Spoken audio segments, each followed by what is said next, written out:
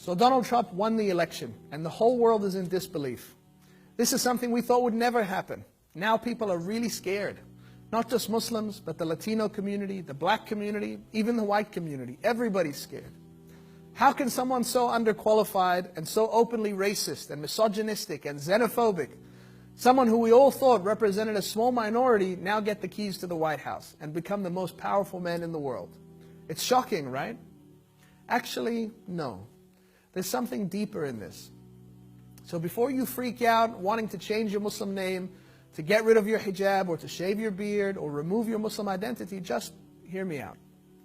You see, as Muslims, we believe that everything happens through the will of God. And the same way that Allah gives power, He can also take it away. So it shouldn't really matter to us who wins this election. Allah is always in control. It's also important to know that in whatever Allah allows to happen, there is a wisdom.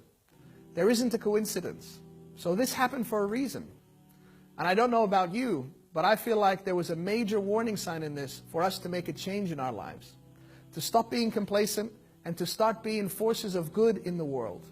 I came across a quote online that summed it up perfectly. For all of us that haven't done anything in the last 15 years since 9/11, but became slaves of our careers and our lifestyles, letting a very few do all the good work, this should be a wake-up call. Get involved in any capacity. Fill your weekends with non-profit work, not parties. Fill your afternoons with volunteering, not fancy lunches. And spend your money on causes, not things.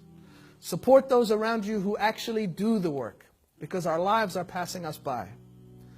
Know that no matter how hard it gets, remember that the Prophet said if the whole world were to gather together in order to harm you, they wouldn't be able to harm you except with something that God had already written for you. Did we expect this life to be easy? Allah tells us so many times in the Quran that we will surely be tested, to know who will struggle for the sake of Allah and to know those who will be patient. We must also know that through these tests and through these dark times, the most miraculous things can happen.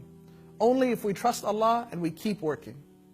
In our history, we've seen some of our predecessors face the toughest circumstances, when it seemed that all hope was lost. Think about the time Prophet Abraham was thrown into the fire for preaching about Islam. It wasn't until he landed in it that he understood Allah's plan and that Allah saved him. Think about Moses and the Red Sea. When the army was fast approaching, it wasn't until the last moment, after the panic had already set in, that Allah saved him and his followers. And think about the Prophet Muhammad, peace be upon him, with Abu Bakr on the migration, hiding in the cave when Abu Bakr said, if the Quraysh only look down into this cave, they will see us. And the Prophet replied and said, don't be sad, Allah is with us. No matter what happens in the world, Allah and His will is above everything. He hears all and He sees all. And lastly, if you do feel overwhelmed, if you're tempted to run and hide, or change your name, or take off your hijab, never forget that Allah also says in Surah At-Talaq, and whoever depends on Allah, Allah will be enough for him. It's time to get real about our responsibility to work for a better world, as Muslims and examples for humanity. And to our non-Muslim brothers and sisters, we don't see this as a Muslim struggle. This is a human struggle. We all have to work for a better world together. Peace. Everything I have